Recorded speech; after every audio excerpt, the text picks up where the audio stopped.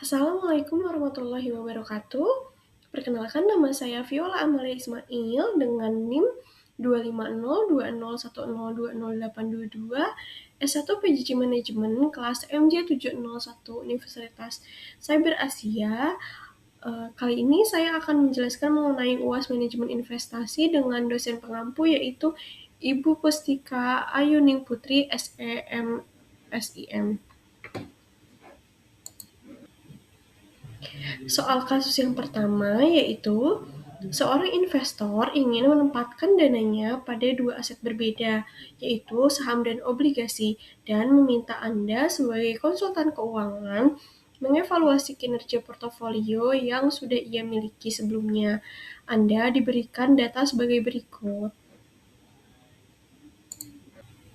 Data yang pertama yaitu data analisis saham, di mana perusahaan baru saja membagikan dividen sebesar 2.000 per lembar.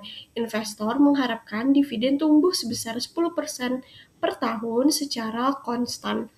Jika tingkat pengembalian yang disyaratkan atau K adalah 15%, hitunglah nilai intrinsik saham tersebut. Dari sini, kita harus menggunakan model pertumbuhan konstan atau Gordon Model. Dari soal tersebut diketahui, yaitu yang pertama, dividen yang baru saja dibayarkan atau D0 sebesar Rp2.000, lalu tingkat pertumbuhan dividen atau G, yaitu sama dengan 10% atau 0,1, lalu tingkat pengembalian yang disyaratkan atau K sama dengan 15% atau juga 0,15. Yang pertama yaitu kita harus menghitung dividen tahun depan atau D1-nya. Karena dividen tumbuh secara konstan, maka D1-nya sama dengan D0 dikali dalam kurung 1 plus G. Jadi D1-nya itu yaitu 2.000 dikali 1 plus 0,1. Jadi kalau dihitung itu sama dengan 2.200. Lalu langkah kedua yaitu menghitung nilai intrinsik saham atau P0. Nah, ini menggunakan rumus Gordon Growth Model. P0 rumusnya adalah D1 dibagi K min G, di mana D1 tersebut sudah diketahui yaitu sebesar 2.200, lalu dibagi 0,15 dikurangi 0,1, sehingga didapatkan 2.200 dibagi 0,05, yaitu sebesar 44.000. Berdasarkan perhitungan menggunakan model pertumbuhan konstan atau Gordon Growth Model, diperoleh bahwa nilai intrinsik saham adalah sebesar 44.000 per lembar. Nilai ini mencerminkan estimasi harga wajar saham berdasarkan dividen yang diharapkan tumbuh secara konstan yaitu sebesar 10% per tahun dan tingkat pengembalian yang disyaratkan investor sebesar 15%. Dengan demikian, nilai intrinsik ini dapat digunakan sebagai dasar pengambilan keputusan investasi, yaitu dengan membandingkannya terhadap harga pasar saham saat ini untuk menentukan apakah saham tersebut berada dalam kondisi undervalued atau overvalued. Selanjutnya yaitu analisis obligasi. Soal selanjutnya, investor juga melirik obligasi dengan nilai nominal 10 juta, jangka waktu 5 tahun, dan tingkat bunga kupon 12% per tahun, dibayar tahunan. Jika tingkat bunga pasar saat ini adalah 10%, tentukan harga pasar wajar obligasi tersebut. Apakah obligasi ini dijual pada harga premium atau diskon? Dari data tersebut diketahui bahwa data obligasi yaitu nilai nominal atau par value sama dengan 10 juta, lalu jangka waktunya sebesar 5 tahun, kuponnya 12% per tahun dari nilai nominal, lalu tingkat bunga pasarnya sebesar 0,1 atau 10%, lalu pembayaran kuponnya tahunan. Nah, untuk langkah pertama yaitu kita harus menghitung nilai kupon tahunannya. Nilai kupon tahunannya yaitu 12% dikali 10 juta, sama dengan 1,2 juta. Sehingga kita tahu bahwa C-nya yaitu 1,2 juta. Lalu langkah kedua yaitu menghitung nilai present value dari kupon. Nah, present value kupon ini rumusnya adalah C dikali 1 minus dalam kurung 1 plus R dalam kurung lagi pangkat min N dibagi R. Nah, untuk present value-nya kupon saat ini yaitu 1,2 juta dikali 1 dikurangi 1 plus 0,1 pangkat minus 5 dibagi 0,1. Hal ini menghasilkan 1,2 juta dikali 3,7908. Hasilnya adalah sebesar 4.549.000 rupiah. Langkah selanjutnya yaitu menghitung nilai sekarang dari nilai nominal, yaitu rumusnya 10 juta yang sudah kita dapatkan tadi dibagi 1 plus 0,10 dipangkatkan 5. 10 juta lalu dibagi 1,61051 sama dengan 6.209.000. Lalu kita menghitung harga wajar obligasi di mana harga obligasi itu yaitu present value kupon ditambah present value nominal, sehingga didapatkan bahwa harga obligasi sama dengan 4.549.000 ditambah 6.209.000, yaitu hasilnya 10.758.000, sehingga dapat ditarik kesimpulan bahwa harga wajar obligasinya sebesar 10.758.000. Karena harga wajar ini lebih dari nilai nominal, yaitu 10 juta nominalnya, sedangkan harga wajar obligasinya sebesar 10.758.000, maka obligasi ini dijual pada harga premium. Obligasi dijual pada harga premium karena tingkat kupon 12% lebih tinggi daripada tingkat bunga pasar yaitu 10%, sehingga investor bersedia membayar lebih mahal dari nilai nominal. Dengan begitu, risiko yang harus dipahami investor yaitu yang pertama adanya risiko pelunasan dipercepat. Jadi, jika suku bunga turun, penerbit cenderung menarik obligasi kupon tinggi dan menerbitkan yang baru dengan kupon yang lebih rendah. Nah, hal ini bisa menyebabkan investor kehilangan pendapatan kupon tinggi dan hanya menerima nilai pari. Nilai pari itu yaitu jumlah pokok utang yang akan dikembalikan penerbit obligasi kepada investor pada saat jatuh tempo. Lalu, yang kedua yaitu di mana capital loss saat jatuh tempo, di mana harga beli premium lebih besar dari nilai pari saat jatuh tempo. Hal ini bisa menyebabkan kerugian modal, tetapi sudah dikompensasi oleh kupon tinggi selama periode kepemilikan.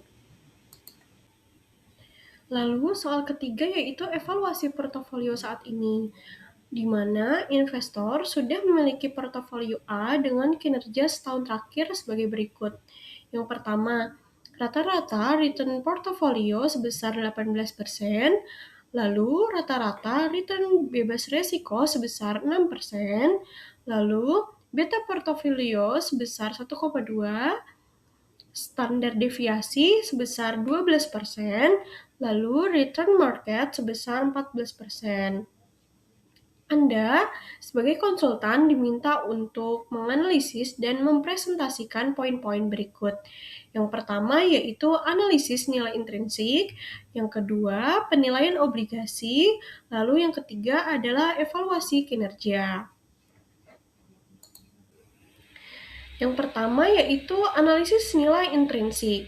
Dari perhitungan nilai intrinsik atau Gordon Growth Model, dividen terakhir diketahui bahwa D0 sebesar Rp2.000, lalu tingkat pertumbuhan dividen atau G-nya sebesar 10%, dan tingkat pengembalian yang disyaratkan atau K sama dengan 15%, sehingga diketahui dividen tahun depan yaitu D1-nya sebesar 2.000 dikali 1 plus 10% atau 1 plus 0,1 sehingga sebesar 2.200 untuk dividen tahun depannya. Untuk nilai intrinsik sahamnya yaitu P0 sama dengan D1 dibagi K min G, yaitu sama dengan 2.200 dibagi 0,15 dikurangi 0,1, sehingga didapatkan yaitu 2.200 dibagi 0,05 sebesar Rp44.000.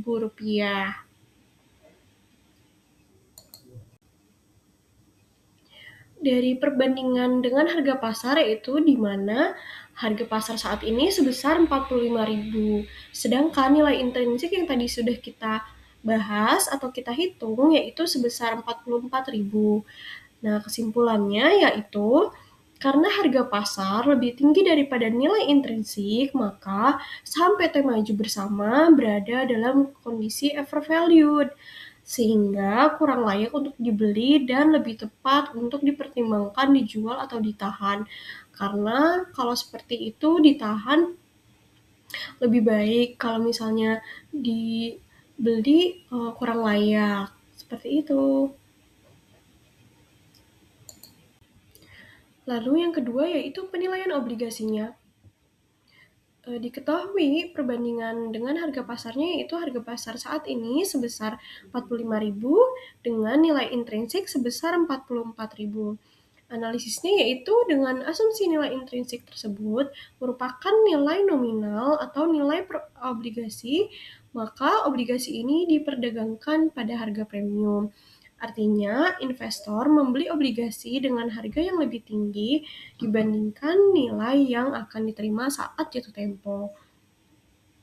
Fenomena ini terjadi karena adanya perbedaan antara tingkat kupon obligasi dan tingkat bunga pasar yang berlaku, sehingga harga obligasi akan bergerak berlawanan arah dengan pergerakan suku bunga pasar yang ada pada saat itu atau pada saat berlangsungnya.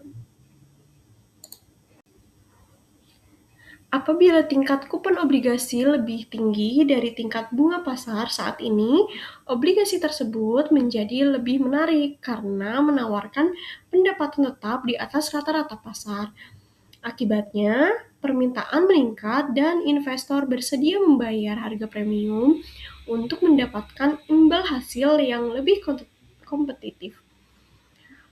Kondisi ini pun selaras dengan data portofolio yang menunjukkan rata-rata return pasar sebesar 14%, yaitu lebih rendah dari rata-rata return portofolio, di mana 18%.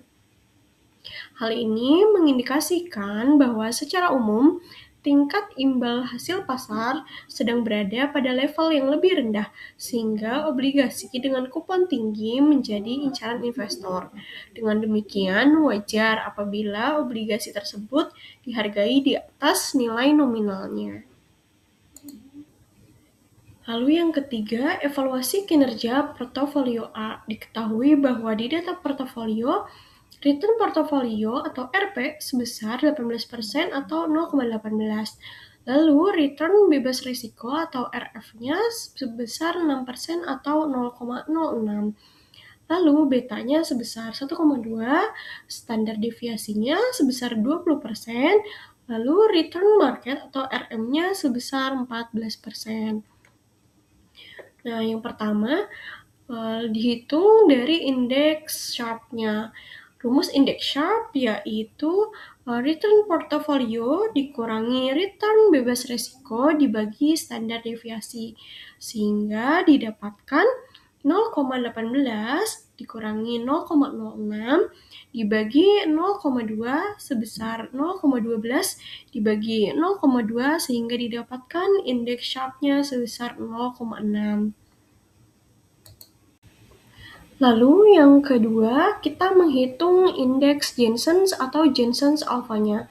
Diketahui bahwa indeks Jensen ini rumusnya adalah return portofolio dikurangi dalam kurung return bebas risiko ditambah beta dikali return market dikurangi return bebas risiko. Sehingga untuk angka-angkanya dimasukkan untuk indeks Jensen sebesar 0,18 dikurangi 0,06 ditambah 1,2 dikali 0,14 dikurangi 0,06. Sehingga didapatkan yaitu 0,18 dikurangi dalam kurung 0,06 ditambah 1,2 dikali 0,08. Sehingga indeks Jensen-nya sebesar 0,18 dikurangi 0,156 sama dengan 0,024 atau 2,4%, sehingga didapatkan bahwa indeks Jensen-nya sebesar 2,4%. Jadi, kesimpulan akhir untuk investor yaitu berdasarkan seluruh hasil analisis yang telah dilakukan, dapat disimpulkan, pertama, saham PT Maju Bersama memiliki nilai intrinsik sebesar Rp44.000. Sementara harga pasar saat ini sebesar Rp45.000. Hal ini menunjukkan bahwa saham berada dalam kondisi overvalued, sehingga tidak disarankan untuk membeli saham tersebut pada harga saat ini. Lalu yang kedua, obligasi yang dianalisis memiliki tingkat kupon sebesar 12%. Hal ini lebih tinggi dibandingkan tingkat bunga pasar sebesar 10%, sehingga obligasi tersebut diperdagangkan pada harga premium. Kondisi ini mencerminkan bahwa obligasi memiliki pendapatan yang relatif menarik dan layak dipertimbangkan bagi investor yang mengutamakan pendapatan tetap. Yang ketiga yaitu portofolio A menunjukkan kinerja yang baik, ditunjukkan oleh yang pertama, indeks Sharpe sebesar 0,6 yang menandakan imbal hasil portofolio cukup sebanding dengan risiko yang diambil. Lalu, Alpha Jensen positif sebesar 2,4%.